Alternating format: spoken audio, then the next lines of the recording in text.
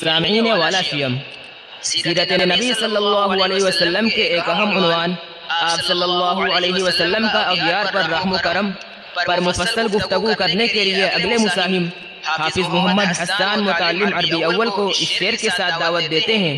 اٹھ کے اب بزم جہاں کا اور ہی انداز ہے، اٹھ کے اب بزم جہاں کا اور ہی انداز ہے، مشرق و مغرب میں تیرے ہی دور کا آغاز ہے۔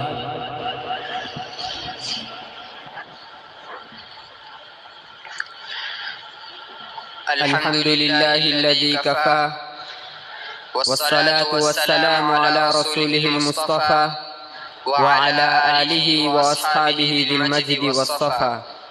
أما بعد فأعوذ بالله من الشيطان الرجيم. بسم الله الرحمن الرحيم. وما أرسلناك إلا رحمة للعالمين. صدق الله العظيم.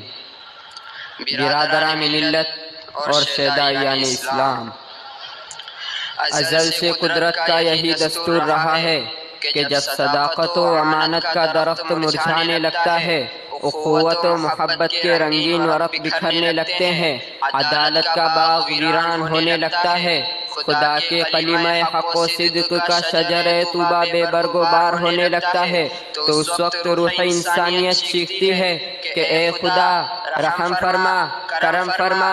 اس آہو بکا اور چیخو پکار سے رحمت خداوندی جوش میں آتی ہے اور ارحم الراحمین کائنات انسانیت پر رحم و کرم کا ایک انقلاب برپا کر دیتا ہے۔ عالم انسانیت کی فضائے روحانی کا ایک ایسا ہی عظیم انقلاب عرب کی وادی میں رونما ہوا جس نے سارے جہاں کے ریگستانوں کو سرسبزی و شادابی کی بشارت سنائی۔ یہی وہ خدا کا حبیب اور حجاز کا ماہ تابہ ہے جس نے توحید الہی کی چمتکار سے کفرستان کو جگمگا دیا۔ اس کی رحمت ساری دنیا پر چھا گئی، اور کیوں نہیں چھاتی جبکہ رب العالمین نے اسے رحمت للعالمین بنا کر بھیجا تھا۔ وما ارسلناک الا رحمت للعالمین۔ حضرات گرامی، اس کارگہ عالم میں جتنے بھی انبیاء کرام تشریف لائے، سب کے سب اخلاق حسنہ اور صفات عالیہ کے پیکر تھے، مگر آپ صلی اللہ علیہ وسلم کی زندگی تمام انبیاء و مصلحین سے بالکل ممتاز ہو جاتی ہے، وہ ہے اغیار پر رحم و کرم۔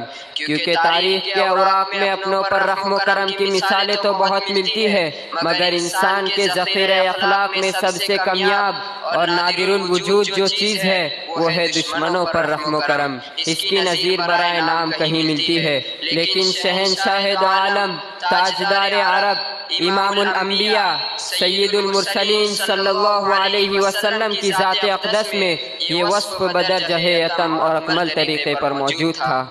آئے دنیا میں بہت پاک مکرم بن کر، آئے دنیا میں بہت پاک مکرم بن کر، کوئی آیا نہ مگر رحمت عالم بن کر۔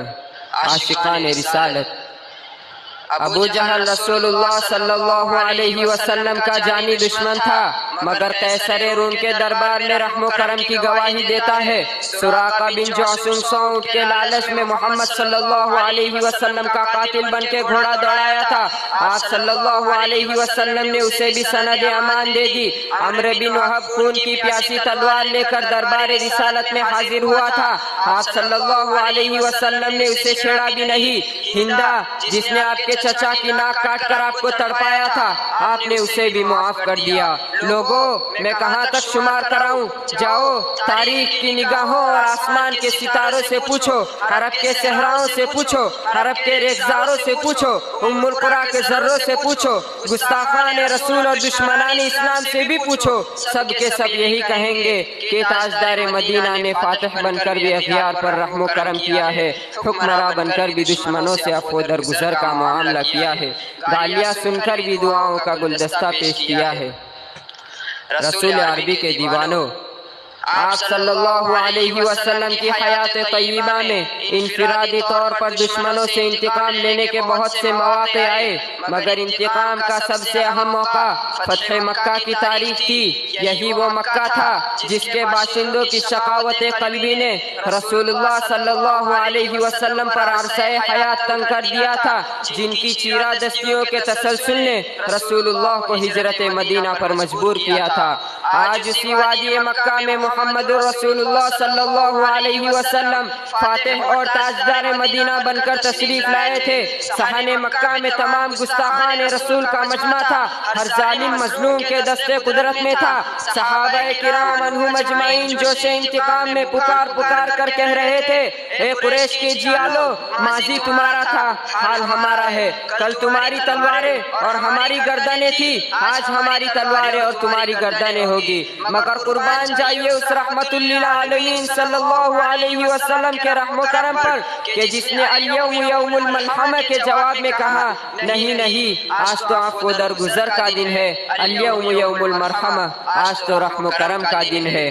یہ جواب سن کر رسول اللہ صلی اللہ علیہ وسلم کے جانثاروں اور لشکر اسلام کے جیالوں نے تاجدار مدینہ کو ان اعدائے اسلام کے ہولناک مظالم اور کالے کرتوتوں کو یاد دلایا کہ یا رسول اللہ، انہی بدبختوں نے حضرت بلال حبشی کے سینے پر پتھر رکھ کر انہیں تڑپایا تھا۔ یا رسول اللہ، یہ وہی بدبختوں کی جماعت ہے جس نے آپ کی گردن پر بحالت نماز غلاظت ڈالی تھی۔ یا رسول اللہ، یہ وہی ہے جنہوں نے حضرت سمیہ کو شرمناک طریقے سے شہید کیا تھا۔ یا رسول اللہ، یہ وہی ہے جنہوں نے آپ کو پاگل، مجنون اور ساحر کہا تھا۔ یا رسول اللہ، یہ وہی ہے جنہوں نے آپ کے قتل کا منصوبہ بنایا تھا اور آپ کے خون کے پیاسے تھے۔ دوستو، ایسے پرجوش سپاہیوں کے سپہ سالار آقائے نامدار کو تو اور زیادہ بھڑکنا چاہیے اور کوہ آتش فشاں بن کر خرمن اعداء کو زیر و زبر کر دینا چاہیے اور برق بے اما بن کر وادی دشمن کو تاراج کر دینا چاہیے۔ مگر قربان جائیے آپ کے رحمت للعالمین صلی اللہ علیہ وسلم پر کہ کسی سے انتقام نہیں لیا اور پچھلے مظالم سے بارے میں پوچھا بھی نہیں کہ اے فلاں، تو نے ایسا کیا تھا، اے فلاں، کیا تو نے مجھ پر قاتلانہ حملہ کیا تھا۔ برادران اسلام، آئیے ذرا یہاں رک کر دوسرے فاتحین کے کردار کا جائزہ لیجئے۔ جب فاتحین عالم مفتوح قوم کی بستیوں میں داخل ہوتے ہیں تو انسانی آبادی خاک و خون میں تڑپنے لگتی ہے، ماں کی ممتا لوٹ جاتی ہے، بچے یتیم ہو جاتے ہیں، بہنوں کی چادریں چھین جاتی ہیں، دوشیزاؤں کی عصمت تار تار ہو جاتی ہے۔ چنگیز و ہٹلر صفت فاتح انسانی کھوپڑیوں پر تیل چھڑک کر آگ لگاتے ہیں اور جشن فتح مناتے ہیں، مگر ایک انقلابی فاتح جب مکہ میں داخل ہوتا ہے تو ہلاکت و بربادی نہیں بلکہ رحم و کرم اور عفو درگزر کا گلدستہ پیش کرتا ہے۔ آپ صلی اللہ علیہ وسلم نے فرمایا، اے قریش، تم گھبراؤ نہیں، میں تمہارے ساتھ وہی معاملہ کروں گا جو حضرت یوسف علیہ السلام نے اپنے بھائیوں کے ساتھ کیا۔ میں تم سے وہی کہوں گا جو حضرت یوسف علیہ السلام نے اپنے بھائیوں سے کہا۔ زبان رسالت سے رحمت کی بوندیں جھڑتی ہے اور اعلان ہو جاتا ہے، لا تثریب علیکم اليوم اذهبوا فانتم الطلقاء۔ آج تم پر کوئی سرزنش نہیں، آج تم سب کے سب آزاد ہو۔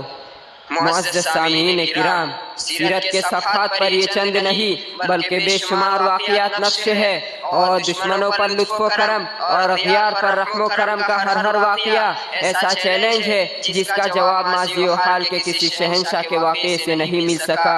اسی لیے ہم فخر سے کہتے ہیں، آئے دنیا میں بہت پاک مکرم بن کر، آئے دنیا میں بہت پاک مکرم بن کر، کوئی آیا نہ مگر رحمت عالم بن کر، وما علینا الا البلاغ۔ بہت خوب، اللہ تعالیٰ موصوف کو میدان خطابت کا شہسوار بنائے۔ اب ہم اس طرح کے اگلے مساہم حافظ محمد اکرام متعلم